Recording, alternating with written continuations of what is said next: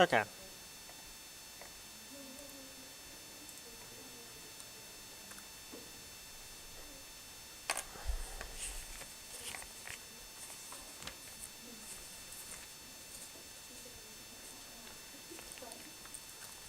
FYI, if you turn your paper in person, it's up here. For those of you that emailed them to me, I'm getting to them.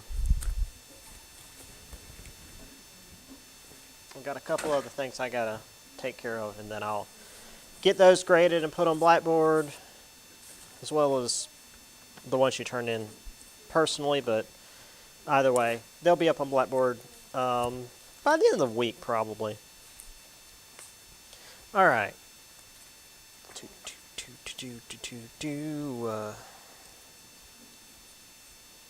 So let's go back to chapter 7.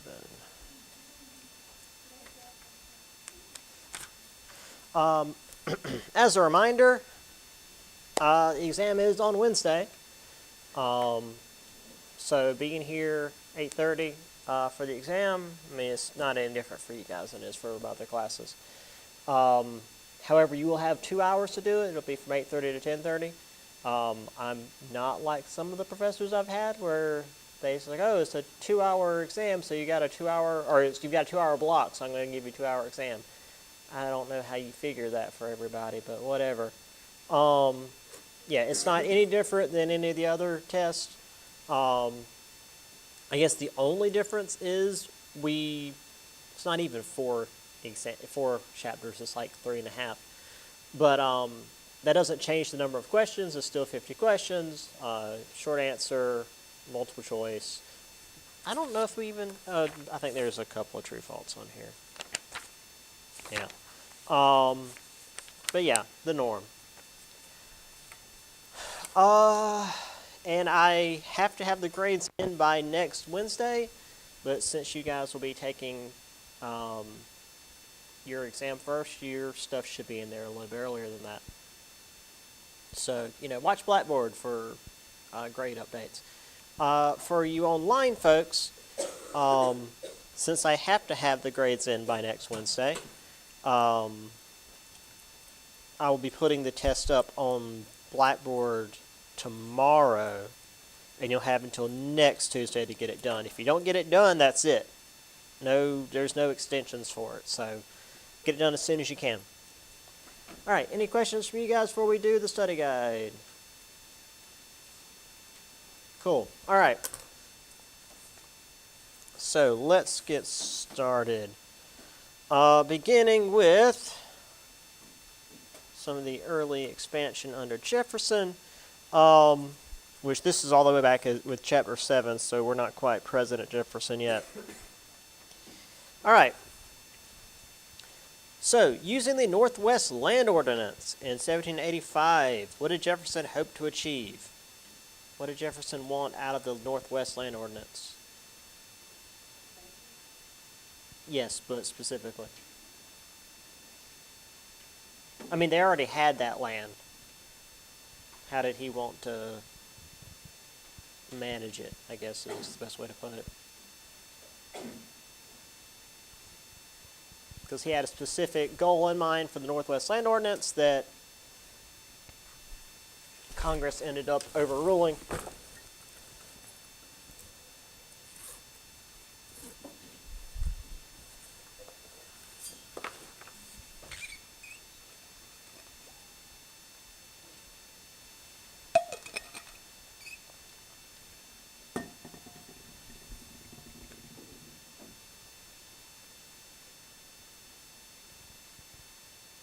Chapter 7, Northwest Land Ordinance, Thomas Jefferson.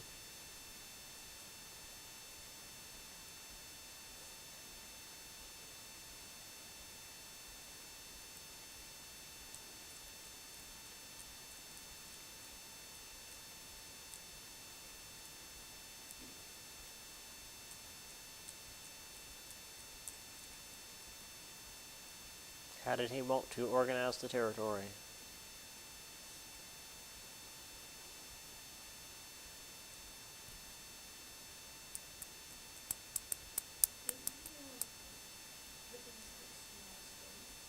correct. Specifically, 14 small states, whereas what it ended up being was 3 to 5 territories that would eventually become states, and that's the, I guess, really Midwest we have today. The reason he wanted that was because they would have all been agrarian. I mean, it's like Illinois now, that region. And if there were a bunch of small states, then they'd have more power in the Senate due to how the Senate works. All right. My voice is going today for some reason. Okay. There.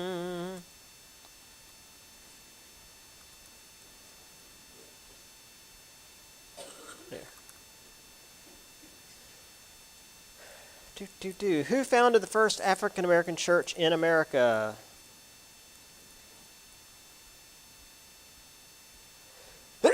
Excuse me. Sorry about that. No.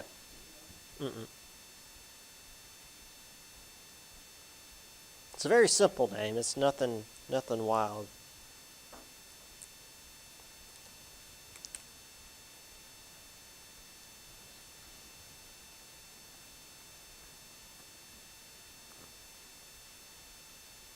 The founder of the first African American church.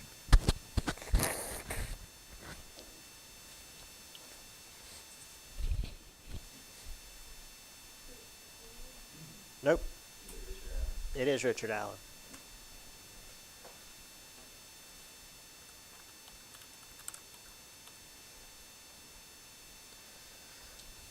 Let's see.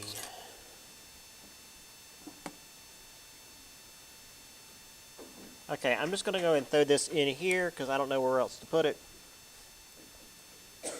What was the religious sect that was the first to rally to the idea of emancipation in America? What was the religious group that was all about emancipation even before, like, the Revolution? The Quakers.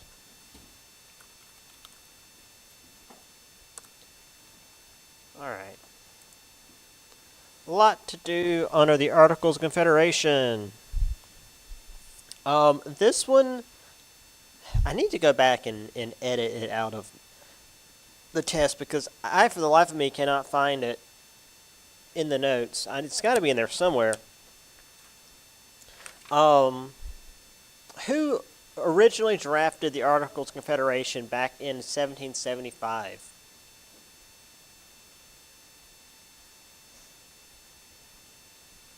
So they were actually suggested before the war had even properly begun.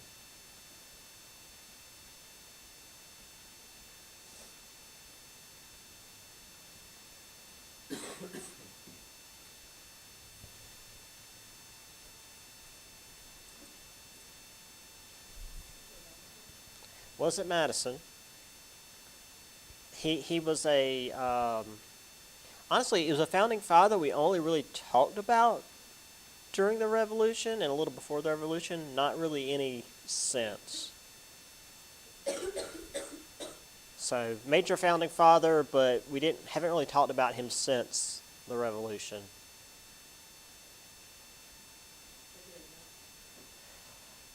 It's hard to give a hint without giving it away because he was well known for a lot of stuff. Well, we talked about him since. No, he wasn't a military leader. What?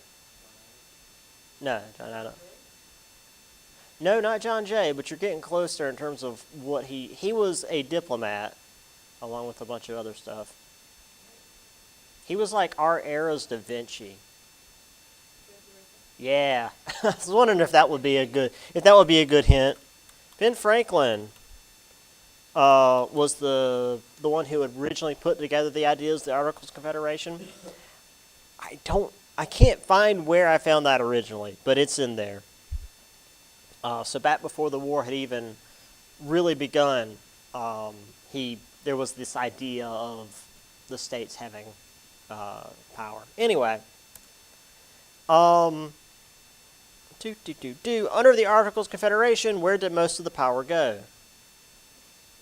The states. Correct. I had just sort of said that, but yes. The states had all the power.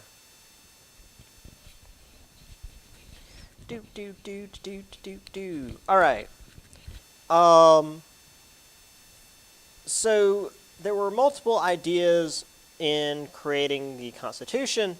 What was the plan that suggested a two-house Congress in which the representation of both houses would be proportional to a state's population? Say that again? No, you said it. I want to make sure you said it. I heard it right. Yes, Virginia plan. I just want to make sure I heard Virginia. Yeah, you're correct. Virginia plan. And opposing that, which proposal had a single house legislature in which each state was represented? I can't speak. Represented by a single representative. New Jersey plan. Yes. So this is where each state had equal representation. Which, like, I don't know. That just seems weird because state is just a bunch of land, not the people. All right. Oh, and the compromise that was involved in this. Well, I mentioned offhand the Connecticut plan, which is what combined these two. But after this great compromise, a certain degree of representation for the slave population for the southern states was granted. What fraction of a person was each slave counted as for the sake of representation? Correct. 3/5 compromise.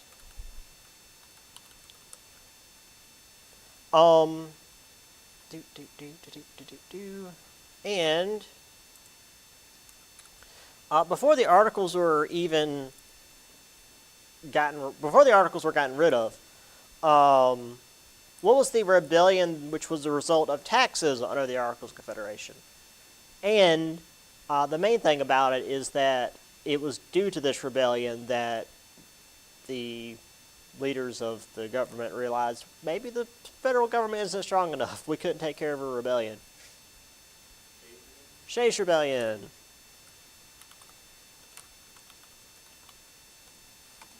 Correct. All right.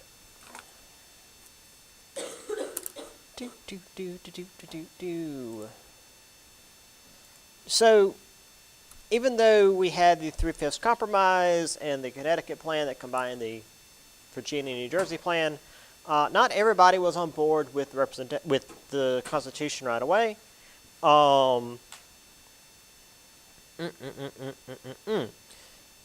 So, debate over the ratification. Led by Patrick Henry and Samuel Adams, what group opposed the ratification of the Constitution? What was the name of the group that was opposed to the Constitution?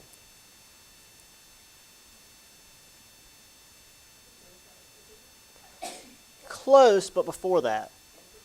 Yes.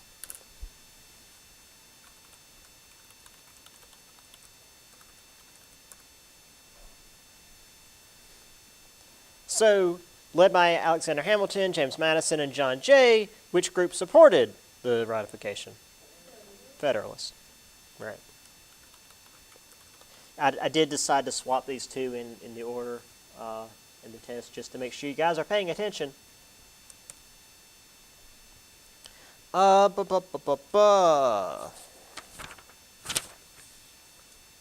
So, let's see. Yep. Once the Constitution was ratified and the government was created, there were divides, yada, yada, yada. So the political parties, which was the party led by Hamilton, which wanted a stronger central government.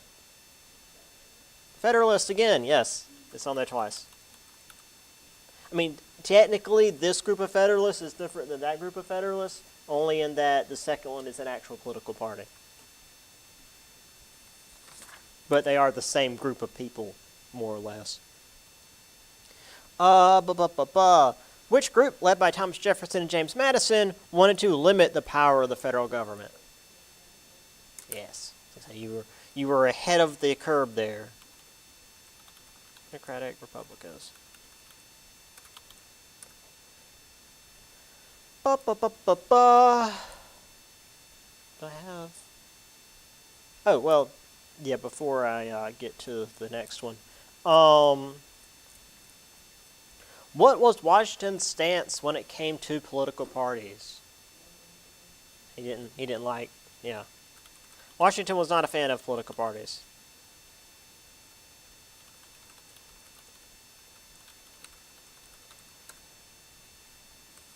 I guess I should have technically put this a little bit earlier, but it's all right. Actually, yeah, this would have been great to break up the Federalists and the Federalists. The arguments against the Constitution were strong enough that a set of 10 amendments were adopted as a compromise. What is the common name for these 10 amendments? Bill of Rights. Yes, very good. I believe that's it for that. Yes.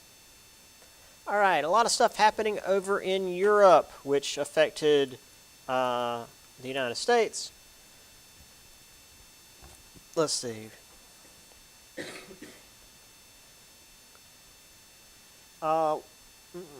Which European country had a revolution in 1789 which caused issues with the United States due to old treaties?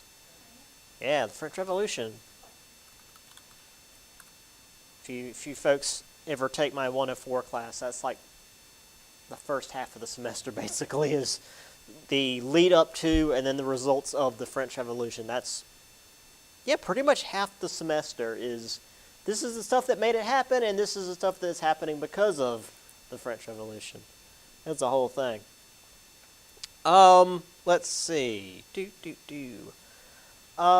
What country signed the Treaty of Amity, Commerce, and Navigation, also known as Jay's Treaty, with the U.S., which removed troops from the Northwest Territories, I should have said, and allowed trade in the West Indies? Britain. The way you can remember this, for one, it's commerce and navigation, which are like two of Britain's main things. Navigation being, naval stuff. Also, the Northwest is basically Canada, and the West Indies are largely controlled by Britain. So that's all British stuff. Which country signed the Treaty of San Lorenzo, also known as Pinckney's Treaty, which allowed the Americans to use the Mississippi River as well as the port of New Orleans? The Spanish, yes. Again, you can tell by the name. The Treaty of San Lorenzo was not France. Whoopsie. Spain. Yeah. And also, at this time, Spain owned what will become the Louisiana Purchase. But that's a little bit later. Let's see. Is that... Oh, no. One more. One more? Two more? One more. Oh,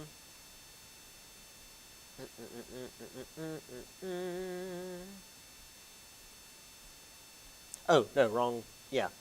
To try and patch things up with the French, American diplomats met with three French agents who demanded a bribe and a loan to the French government. What was this event called? The XYZ affair. Because there were three French agents, and rather than giving them names, they were simply called X, Y, and Z, for the sake of anonymity, and potentially like national defense or something.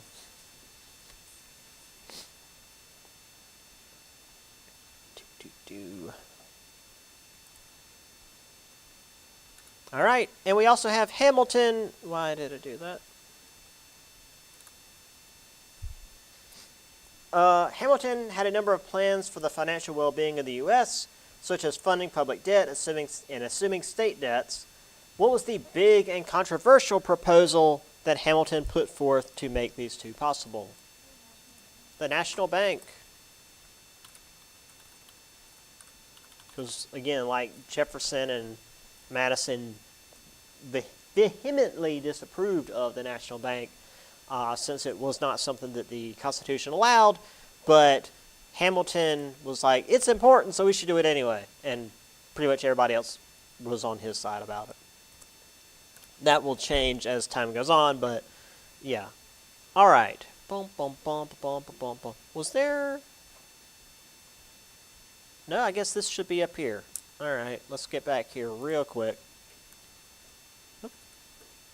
Who took over France in the 1800s in a coup?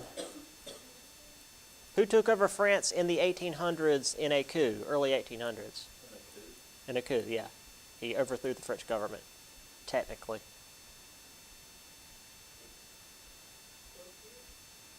No. He was, arguably almost, he was in charge during the Revolution. This guy overthrew the revolutionary government and created pretty much was that? Napoleon. I was going to say, made France about as strong as it would ever be. What the heck? There. Napoleon. And we'll get to some of the stuff he did with us a little bit later. Right.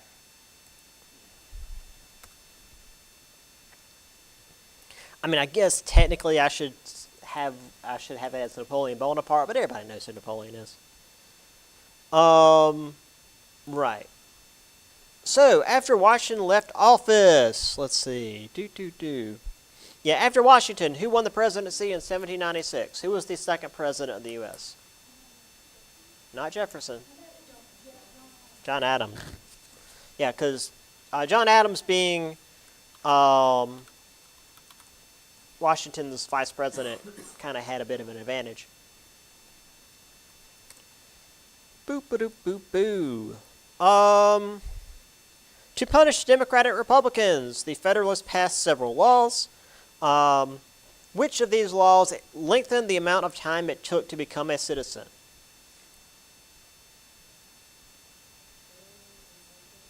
That's all the laws put together. This is one of the laws that was passed in that group of laws.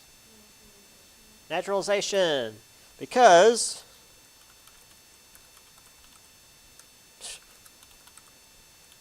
the Naturalization Act, that extended the amount of time it took for an immigrant to become a citizen because the Federalists didn't want a bunch of dirty immigrants coming in and voting.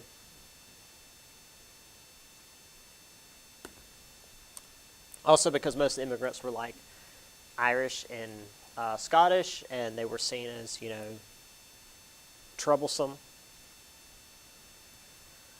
Okay. Which law allowed the government to detain enemy aliens in a time of war and for the president to deport any alien he saw as a threat? Don't think too hard about it.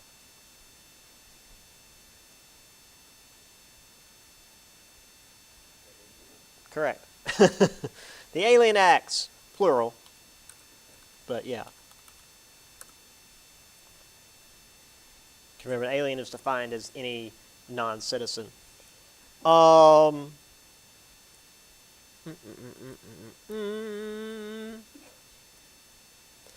And finally, which law banned any false or malicious speech against the government or president? Sedition Act. Is it singular? Yeah, Sedition Act. Because if you guys recall that image that I used with like the big snake and stuff. I think, yeah, that's it for that.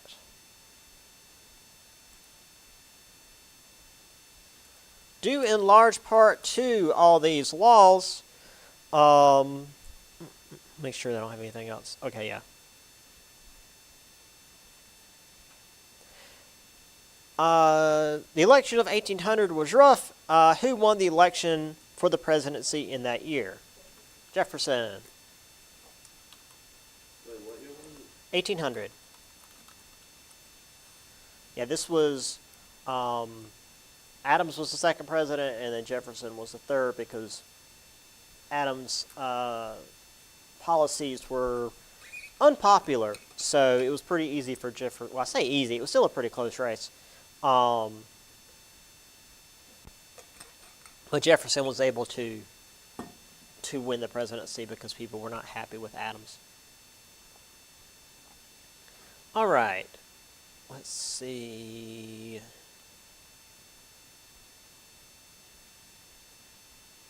Oh, sorry, one more under Jefferson before we move on to chapter 8. So after the election, what sector of the country did the new president consider of absolute importance? And by sector, I mean like part of the nation, not geographically, but like I don't know how to say it without giving it away. That's what I'm looking for. Agriculture.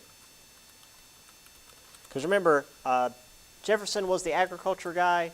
Hamilton was the industrial guy.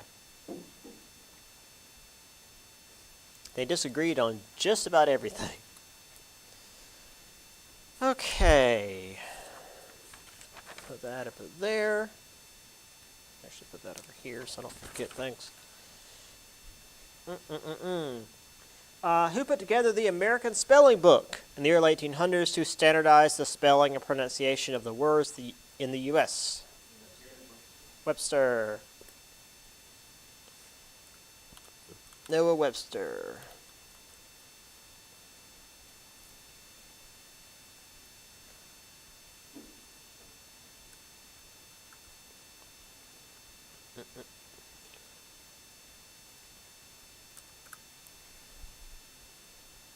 Who was Jefferson's main advisor in matters of internal improvements like roads, canals, etc.? Told you guys he was pretty important. He was his Secretary of Treasury initially, and then became like a major advisor in internal improvements. He was a lawyer for the Whiskey Rebels. We actually completely missed the Whiskey Rebellion.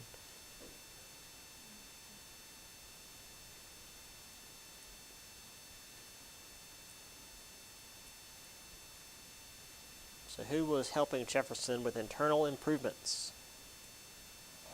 Well, we got to like the roads and canals and stuff. I said this guy was real important.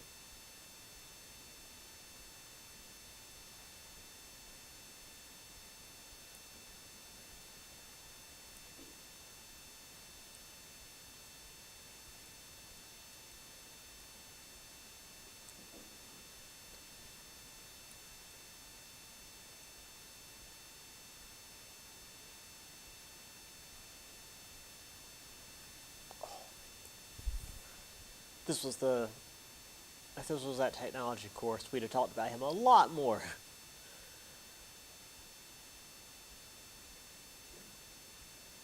But he's important enough that I put him on the test. So you gotta know him anyway.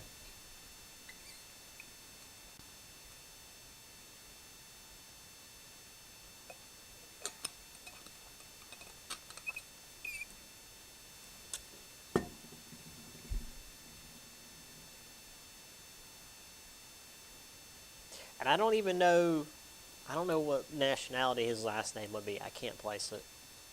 I don't know where he's. Maybe I can figure out where he's from while you guys are trying to tell me who he is.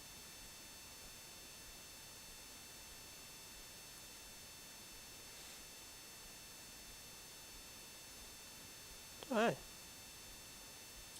Okay. Let's figure out where he's from.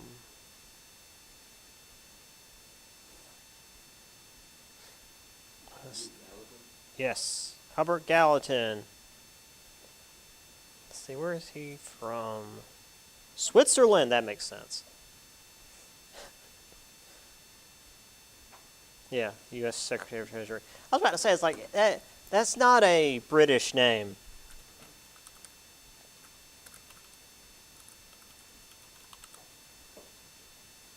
Howard Gallatin. Okay, this one everybody should know. Actually, let me read it from the test. What agreement with France sold their land to North America? Their land in North America to the United States in 1803. Yes, Louisiana Purchase.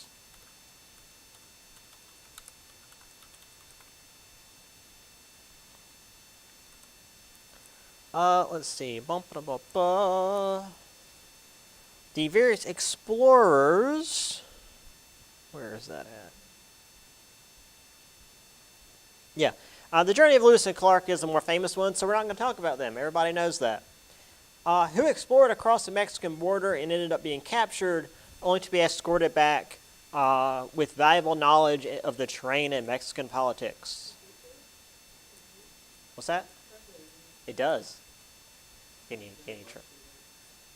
This was the explorer who went across the Mexican border and got himself captured and was returned to America without any trouble, but he did learn a lot about the terrain and future Mexican politics.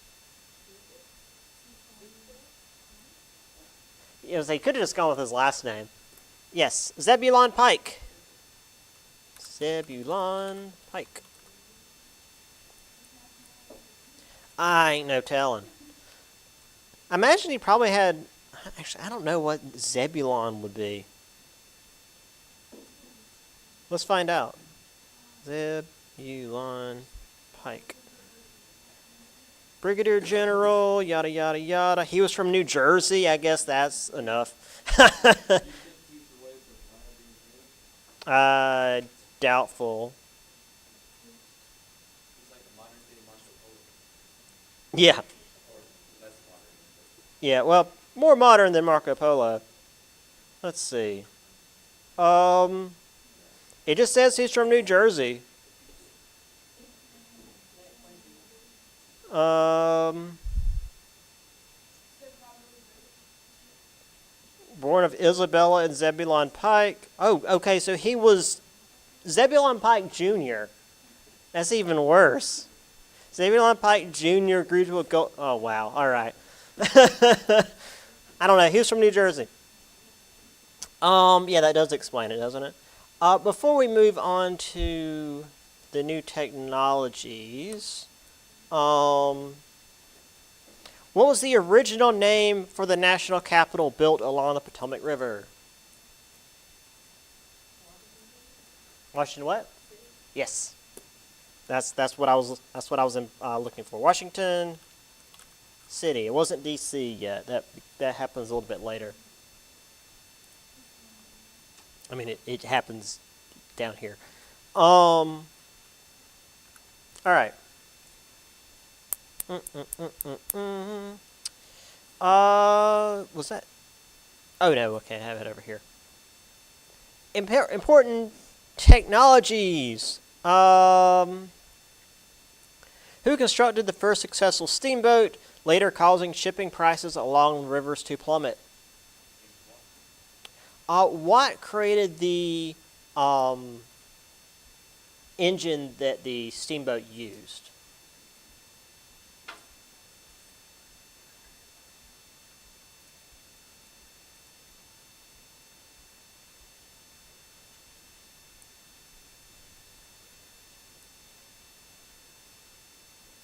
Who actually built the steamboat itself? Say that again? Yes, Robert Fulton.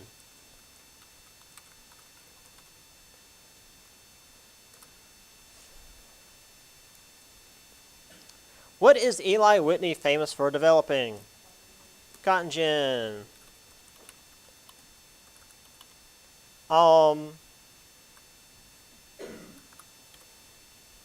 Anything else, maybe?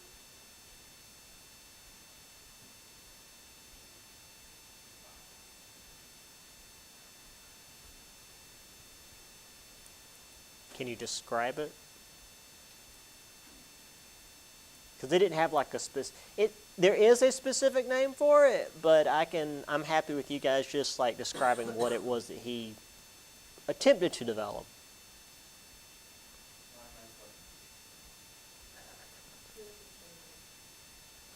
Yeah, no, unfortunately, he didn't do that. You're on the right track. Well, he did. It had to do with muskets. There it is. That's what I'm looking for. Interchangeable parts. It had to do with guns. You're all correct about that. It was a close to an assembly lines type of thing. He just wasn't nearly as efficient as he needed to be. But yeah, so if part of the gun broke, you could just replace the part rather than throwing the whole thing out and having to get a new one. And that is also known as, by the way, I mentioned this briefly, became known as the American system of manufacture. The interchangeable parts is really the main thing, which again was used for not just guns, but basically everything after that point. Neither of these made him any money. He despite like changing the face of the U.S., barely made any money out of it. Okay, on to, I think that's it, War of 1812. Yes, all right.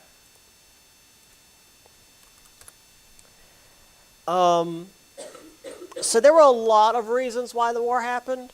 However, what was the main reason we talked about in terms of infringing on American neutrality? Yes. Impressment. Now, there were issues of like British troops on the border, but they were still technically on their side of the line, so it didn't matter as much. Impressment was the big issue because they were just like grabbing dudes off of ships and forcing them into the British Navy. You can't do that. I mean, it was maybe not entirely legal when they were doing that when we were part of Britain, but like taking dudes from another country and making them join your Navy, that's a bit much. All right.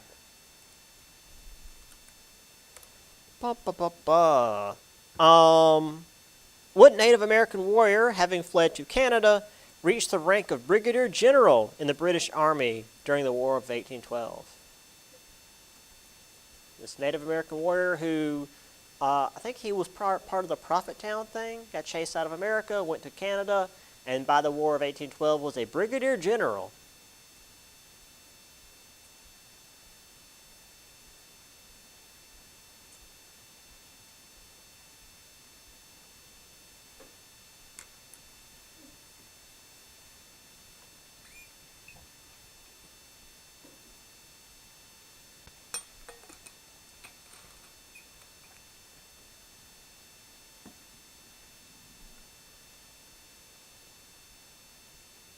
Amazingly, he didn't have like an anglicized name. His name is his native name.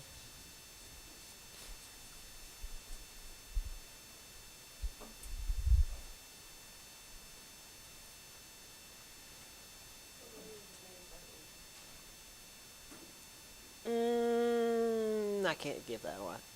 I mean, if you find it, yeah, Tecumseh.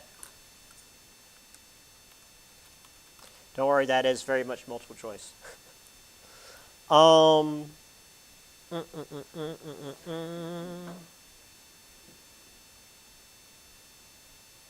Yep. Okay. Okay. I basically have a point for each question here.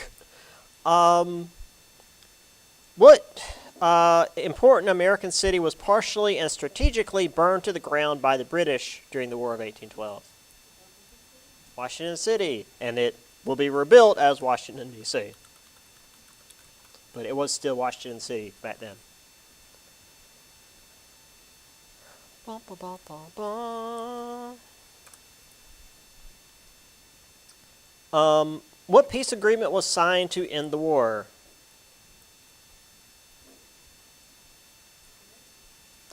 It surprisingly wasn't a Treaty of Paris. Now that was the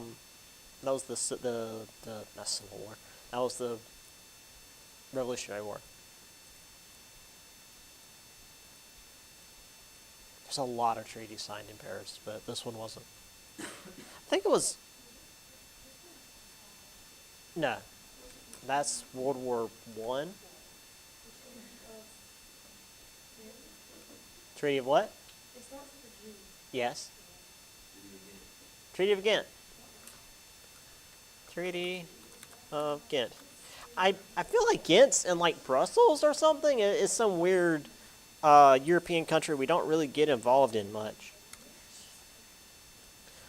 Since they were neutral in the war, we can't sign a treaty in like Britain, just because we're still at war with them. Also, though this occurred after the treaty was signed, what general defended New Orleans from a massive British onslaught in January of 1815? Andrew Jackson.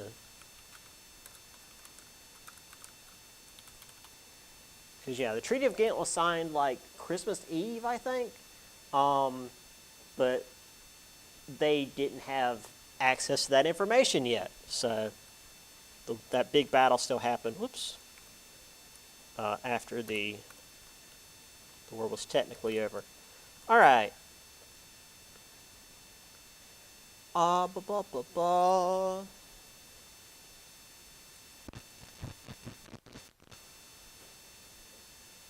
Right. So war's over. And actually, there were a number of other wars or revolutions that had happened. What was the peace agreement that was signed? No, sorry, wrong. We already did that. What federal act claimed the Western Hemisphere was under America's sphere of influence, forbidding European involvement? This was telling the Europeans to not interfere with North and South America, because that's what we were doing. Specifically in regards to Central and South America. Yes. What federal act claimed the Western Hemisphere was under America's sphere of influence, forbidding European involvement? We'd leave European stuff alone if they left our stuff alone. And by our stuff, I meant like Mexico and Nicaragua and pretty much all of South America. Which is something we get into greater detail next semester. But it's mentioned here, so it goes on the test.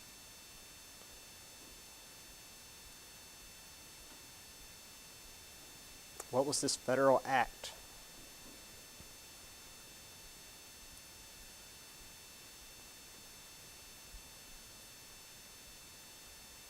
And just to, I guess, sort of give you a hint, act isn't in the name.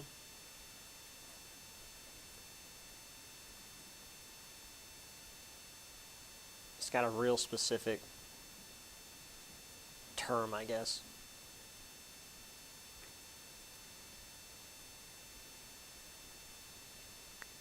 Because it wasn't really a law.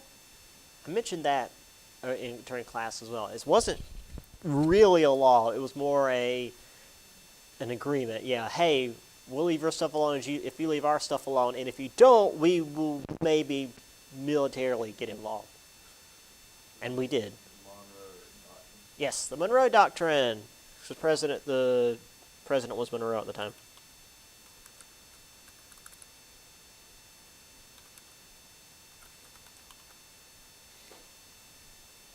Which, as I said, we'll get into much more in the spring because that comes up a lot.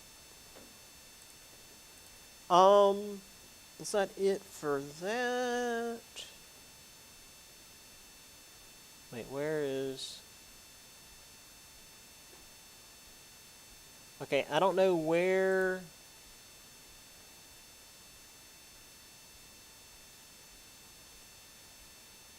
I don't know where that would be. I missed it somehow. Oh, it's right there. Missouri Compromise. Duh. Who orchestrated the Missouri Compromise? Who was the main guy behind the Missouri Compromise?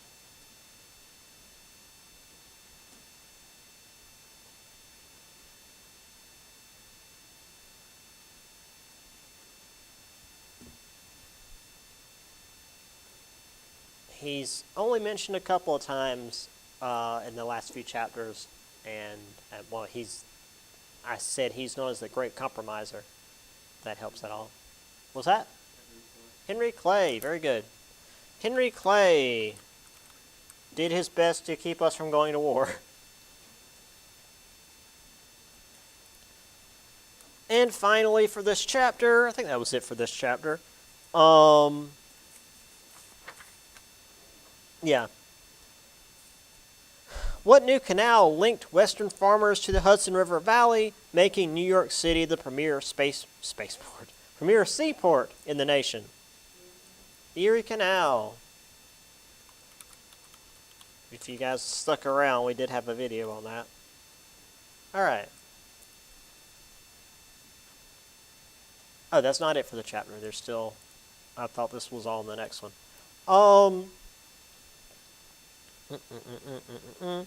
Who was the free black man in Charleston, South Carolina, who was hanged for supposedly plotting to free the city's slaves? Denmark Vesey. E-S-E-Y? Yes.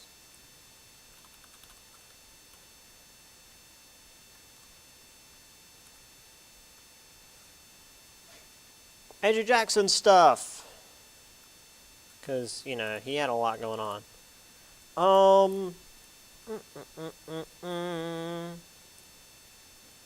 After winning the election in 1828, what informal group of advisors did President Andrew Jackson often rely on? The kitchen cabinet and his informal advisors.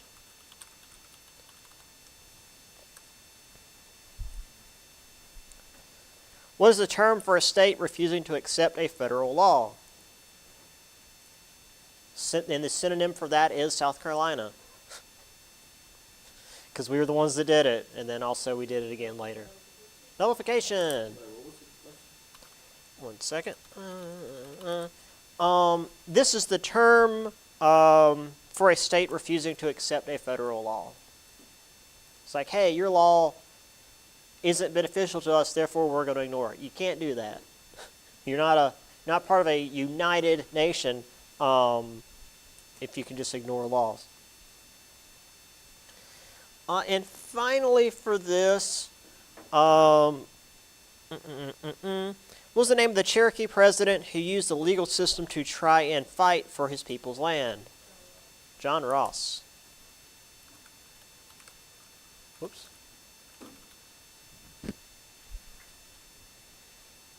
Which honestly, I'm surprised there's not more stuff named after him in the upstate. I guess most of his stuff was happening in Georgia. All right. We only have a few things in chapter 10, as I mentioned. What was the main economic product of the United States in the early 1800s? Don't think about it too hard. What was? Yeah, that's an easy one. Especially living where we live. Yeah, that's pretty important.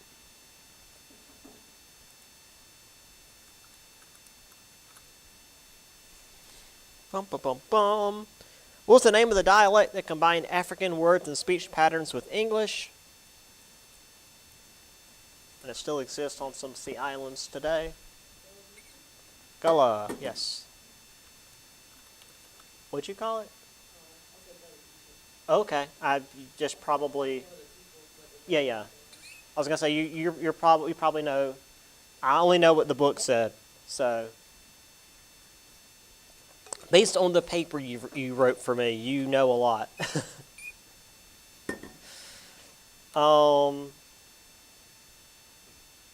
All right. Also,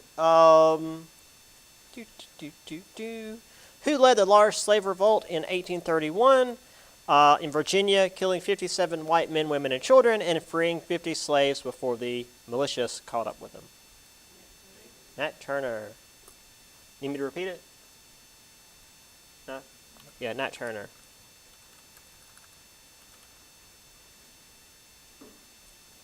This one was nearly as big as the Stoner Rebellion. All right, and the big one, the last one, the thing that everyone should remember because that's literally the war cry. What was the battle in which Texan rebels were killed at a fort by Mexican forces? The Alamo. Remember the Alamo? That's their whole thing. It was the battle between Texan rebels and the Mexican army. Yeah. It's a lot of these last ones were just taken straight off the test. And then obviously there's going to be some extra credit. But other than that, that's it. Any questions from you guys? Any of you that came in late need me to get back to the top?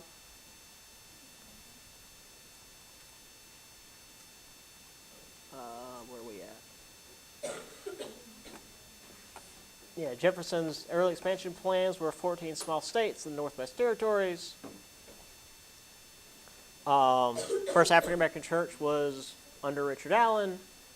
Quakers were the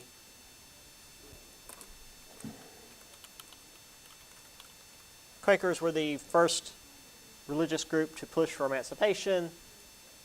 Were you here for the Articles of Confederation stuff? You missed that?